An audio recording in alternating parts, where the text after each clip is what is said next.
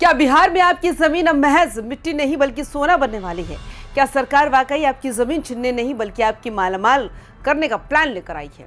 पिछले कुछ दिनों से बिहार के 11 जिलों में सैटेलाइट टाउनशिप को लेकर एक अजीब सा डर और कई बड़े सवाल तैर रहे थे। लोग परेशान थे कि उनकी पुश्तैनी जमीन का क्या होगा, लेकिन आज सरकार ने खुद सामने आकर उन तमाम अफवाहों पर विराम लगा दिया।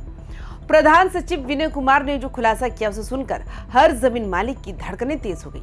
क्या है वो 55% वाला फॉर्मूला? क्यों जमीन की खरीद बिक्री पर रोक लगाना आपके लिए फायदेमंद बताया जा रहा है और कैसे आपकी 1 लाख की जमीन की कीमत 10 लाख होने वाली है? आज की रिपोर्ट आपके भविष्य से जुड़ी है, इसे बिल्कुल भी मिस मत करिएगा। नमस्कार, आप देख रहे हैं वाइबिन बिहार झारखंड। मैं हूँ आपके साथ मुदिता त्रिपाठी।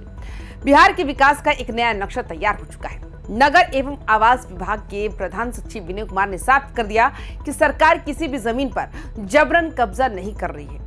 अक्सर लोग डरते हैं कि सरकारी प्रोजेक्ट का मतलब है जमीन का हाथ से निकल जाना, लेकिन यहाँ कहानी बिल्कुल उलट है। सरकार का कहना है कि हमने बहुत सोच विचार कर ये कदम बढ़ाया है। ये टाउनशिप किसी एक व्यक्ति के लिए नहीं बल्कि पूरे बिहार को सुंदर टाउनशिप का तोहफा देने के लिए है। सरकार एक पार्टनर की तरह काम करेगी, जहाँ जमीन आपकी होगी और उसे चमकाने की जिम्मेदारी सरकार की। मकसद साफ है, बिहार के शहरों को ग्लोबल स्टैंडर्ड पर खड़ा करना। नगर विकास विभाग के गलियारों से जो खबर निकलकर सामने आ रही है वो बिहार के शहरीकरण की परिभाषा बदल देगी। विभाग के प्रधान सचिव विनय कुमार ने स्पष्ट कर दिया है कि ये योजना केवल कागजी खाना पूर्ति नहीं है। इसके लिए बाकायदा उन 11 जिलों का चुनाव किया गया है जहां विकास की सबसे ज्यादा संभावनाएं हैं। सोचिए, जब एक सुनियोजित शहर बसता है तो वहाँ केवल मकान नहीं बनते बल्कि वहाँ स्कूल, अस्पताल, पार्क और कमर्शियल हब भी तैयार होते हैं। सरकार का सीधा संदेश है कि जमीन मालिकों को अब किसी बिचौलियों के पास जाने की जरूरत नहीं। सरकार खुद आपके पास आएगी और आपसे बातें करेगी और आपकी सहमति के बाद ही लैंड पुलिंग की प्रक्रिया को आगे बढ़ाया जाएगा। यानी कि आपकी जमीन, आपका मालिकाना हक और सरकार का इंफ्रास्ट्रक्चर, ये है तरक्की का वो त्रिकोण जिसे बिहार में पहली बार आजमाया जा रहा है। अब बात करते हैं उस मुद्दे की जिसे लेकर सबसे ज्यादा चर्चा हो रही है, यानी जमीन की कीमत। प्रधान सचिव ने एक ऐसा घड़ी समझाया जो किसी भी जमीन मालिक के चेहरे पर मुस्कान ला सकता है। इसे ऐसे समझिए, सरकार आपकी जमीन लेगी, उसे डेवलप करेगी, यानी वहां सड़कें, बिजली, ड्रेनेज और सीवरेज का वर्ल्ड क्लास सिस्टम बनाएगी। इसके बाद आपकी कुल जमीन का 55% हिस्सा आपको वापस कर दिया जाएगा। अब आप सोचेंगे, आधी जमीन तो चली गई तो फायदा क्या? यहाँ बड़ा ट्विस्ट है ये कि आज आपकी जमीन अगर 1 लाख की है तो डेवलपमेंट के बाद उस बची हुई 55% जमीन की कीमत आज के मुकाबले 10 गुना बढ़कर 10 लाख रुपए हो जाएगी। यानी जमीन कम होगी लेकिन उसकी वैल्यू आसमान छुरी होगी। अक्सर हम देखते हैं कि शहरों में कॉलोनियां तो कट जाती है लेकिन वहां न सड़कों का ठिकाना होता है और न ही पानी निकलने का रास्ता। लेकिन विनय कुमार ने जो खाका खींचा है उसमें जीरो एरर की गुंजाइश रखी गई है। उन्होंने जोर देकर कहा है, इस टाउनशिप के अंदर कोई भी प्लॉट बैक साइड या कॉर्नर का नहीं कहलाएगा, क्योंकि हर प्लॉट को फ्रंट लाइन कनेक्टिविटी मिलेगी। सीवरेज सिस्टम और बिजली की लाइनें भूमिगत होगी, यानी आपके घर के सामने तारों का जंजाल नहीं होगा। सरकार का दावा है कि ये टाउनशिप आने वाले 50 सालों की जरूरतों को ध्यान में रखकर डिजाइन की जा रही है। वर्ल्ड बैंक जैसी संस्थाओं का साथ होना ये बताता है कि फंड की कोई कमी नहीं होगी और प्रोजेक्ट की क्वालिटी अंतर्राष्ट्रीय स्तर की होगी। अक्सर कॉलोनियों में ये झगड़ा होता है कि मेरा प्लॉट पीछे रहेगा या सड़क पतली है, लेकिन सैटेलाइट टाउनशिप में ऐसा नहीं है। विनय कुमार ने भरोसा दिलाया कि हर एक प्लॉट के साथ चौड़ी सड़कें और आधुनिक ड्रेनेज सिस्टम होगा।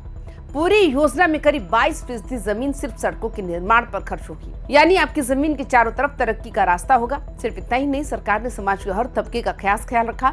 इस टाउनशिप में 3% जमीन विशेष रूप से आर्थिक रूप से कमजोर वर्ग के लोगों के लिए रिजर्व रखी गई है। इस महा प्रोजेक्ट में भारत की बड़ी एजेंसियों के साथ साथ वर्ल्ड बैंक भी सहयोग कर रहा है, जो इसकी भव्यता का प्रमाण है। जमीन मालिकों के मन में सबसे बड़ा डर मुआवजे को लेकर होता है।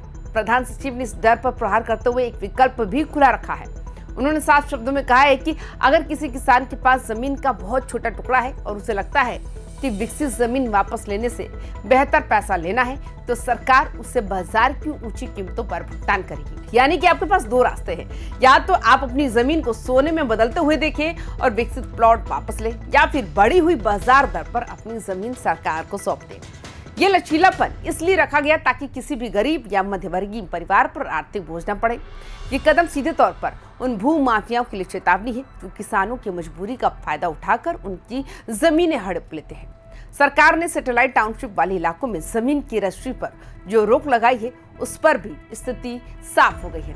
इसे किसानों के खिलाफ नहीं बल्कि उनके हित में लिया गया फैसला बताया जा रहा है। अक्सर होता क्या है कि जैसे ही किसी बड़े प्रोजेक्ट की खबर उठती है, भू माफिया सक्रिय हो जाते हैं और किसानों से औने पौने दाम पर जमीनें खरीद लेते हैं। सरकार का तर्क है ये रोक इसलिए ताकि कोई बिचौलिया आपका हक ना मार सके, आप अपनी जमीन के मालिक बने रहें और जब प्रोजेक्ट शुरू हो तो सीधा फायदा आपको मिले। और हाँ, अगर आपकी जमीन छोटी है और आप डेवलप प्लॉट वापस नहीं लेना चाहते हैं तो आप बाजार की बढ़ी हुई कीमतों पर अपनी जमीन सरकार को बेच भी सकते हैं। समय की बात करें तो प्रशासन अब एक्शन मोड में है।